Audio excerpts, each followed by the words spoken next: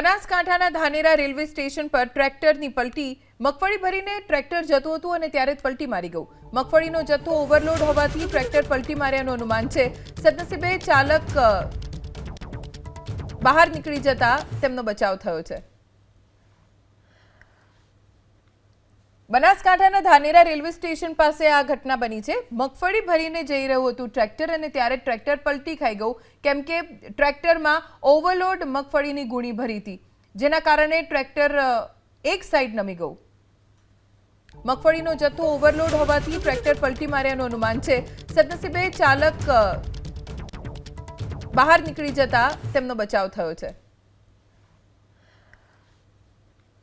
બનાસકાંઠાના Dhanera railway station પાસે આ ઘટના બની છે. મગફળી ભરીને જઈ રહ્યું હતું ટ્રેક્ટર અને ત્યારે ટ્રેક્ટર પલટી ખાઈ ગયું કેમ કે ટ્રેક્ટરમાં ઓવરલોડ મગફળીની ગુણી ભરી હતી, જેના કારણે ટ્રેક્ટર એક સાઈડ નમી ગયું.